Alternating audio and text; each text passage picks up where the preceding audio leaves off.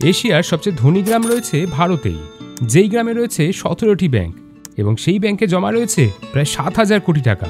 আগে হ্যাঁ, চলুন আজকের এই ভিডিওতে সেই গ্রামের কথা বিস্তারিতভাবে জেনে নিই আমরা।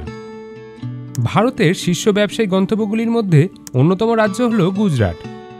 স্বাধীনতার পরে দেশের শীর্ষস্থানীয় সব শিল্পপতির উত্থান এ রাজ্য থেকেই।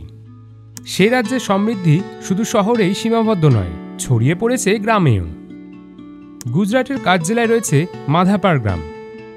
ভুজের উপকণ্ঠে এই মাধাপার গ্রামের বাসিন্দাদের কাছে 7,000 কোটি টাকার স্থায়ী আমানত রয়েছে। মাধাপুরের বাসিন্দারা কতটা ধনী তার আভাস মেলে এই পরিসংখ্যানে। এই গ্রামে বেশিরভাগই প্যাটেল সম্প্রদায়ের বসবাস। গ্রামের জনসংখ্যা আনুমানিক 32,000, যা 2011 সালে ছিল 17,000।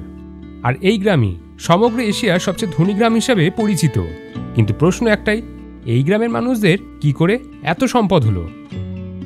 এই গ্রামের ধনী হয়ে ওঠার রহস্যের চাবিকাঠি রয়েছে বিদেশে।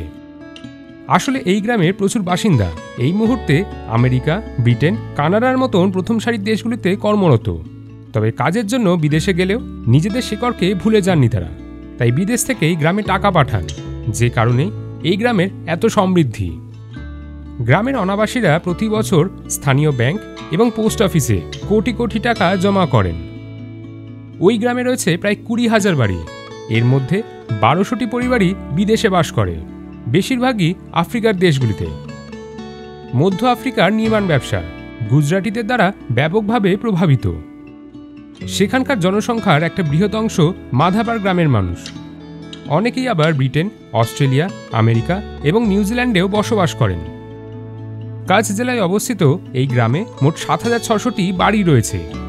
ছোট্ট এই গ্রামে 17টি ব্যাংক রয়েছে। গড়ে 7,000 কোটি টাকা জমা রয়েছে সেইখানে। কয়েক বছর আগেও মাধাপারের অবস্থা এত উন্নত ছিল না। একসময় এই গ্রামের মানুষদেরও কাঁচা বাড়ি ছিল, কোনোভাবে দিন কাটত তাদের। কিন্তু এখন পরিস্থিতি পুরোপুরি বদলে গিয়েছে। সেখানে হাসপাতাল, স্কুল, কলেজ, বাঁধ সবই রয়েছে। গ্রামের সমৃদ্ধির নেপথ্যে এখানকার অনাবাসী ভারতীয় পরিবার। মাধাপাড়ের রাষ্ট্র ব্যাংকের একটি শাখার এক শীর্ষ আধিকারিকের মতে, অনাবাসী গ্রামবাসীদের বিপুল আমানত গ্রামটিকে সমৃদ্ধ করেছে। এই গ্রামে জল, শৌচালয় এবং রাস্তার মতন সব মৌলিক সুবিধাগুলোও রয়েছে। দেখা মেলে বাংলো, লেক এবং বিভিন্ন মন্দিরেরও, যার মধ্যে রয়েছে সনাতন ঠাকুর মন্দির, মহাদেব মন্দির, বড়লা মন্দির এবং স্বামীনারায়ণ মন্দির। সোলাঙ্কির মোমাই মাতার কুলদেবী মন্দির, রাঠেরও আছে এখানে।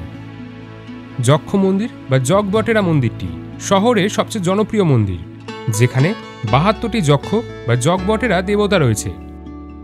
কেমন লাগলো আজকের এই ভিডিওটা জানাতে ভুলবেন না কমেন্ট করে। নানা বিষয়ের ওপর ভিডিও দেখতে হলে এই পেজটি ফলো করুন।